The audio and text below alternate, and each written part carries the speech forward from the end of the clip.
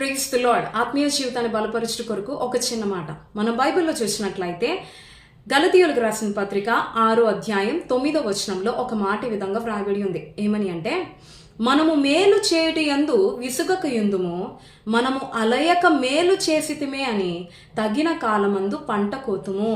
In Jesus name ఆమేన్. మేలు చేయుట యందు విసుగక విసుగకూడదంట.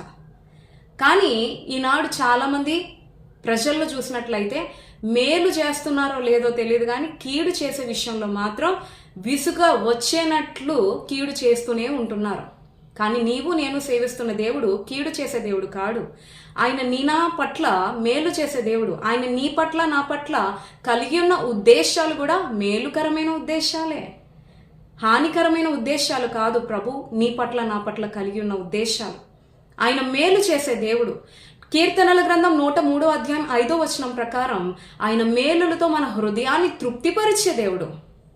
అలాగే కీర్తనల గ్రంథం 84వ అధ్యాయం 11వ వచనం ప్రకారం ఎవరైతే యథార్థంగా ప్రవర్తిస్తారో వారికంట దేవుడు ఏ మేలు చేయక మానడంట.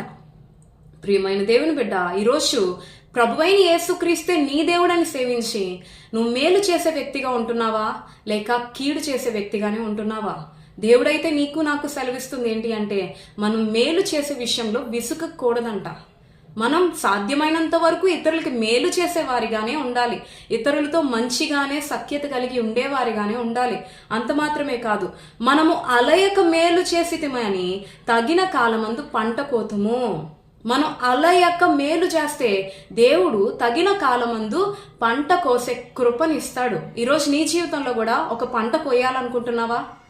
అది సంతానం అనే పంట కోయాలనుకుంటున్నావా? లేకపోతే ఒక ఉద్యోగం అనే పంట కోయాలనుకుంటున్నావా?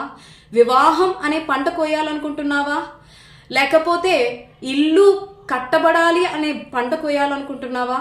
నువ్వు ఏ పంట కోయాలనుకుంటున్నా తగిన కాలమందు నువ్వు పంట కోస్తావు. ఎప్పుడు అంటే నువ్వు అలయక మేలు చేసినప్పుడు, కీడు చేయక మేలు చేసినప్పుడు దేవుడు తగిన కాలమందు నువ్వు పంట కోసే కృపని దేవుడిస్తాడు. కాబట్టి దేవుడు మనకి సమయమందు నేర్పిస్తున్న పాఠం ఏంటంటే, మన దేవుడు కీడు చేసే దేవుడు కాడు. ఆయన అందరికీ ఉపకారి.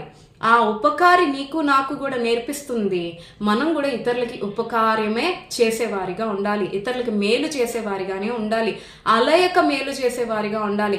అప్పుడు ఎప్పుడైతే అలా చేస్తామో అప్పుడు దేవుడు ఖచ్చితంగా తగిన కాలమందు మనం పంట కోసే కృప అనుగ్రహిస్తాడు. కాబట్టి ఈ వాక్యం మన జీవితంలో నెరవేర్చుకొని దేవుని ద్వారా పంట కోసుకునే ధన్యత దేవుడు మనకి దయచేయును గాక.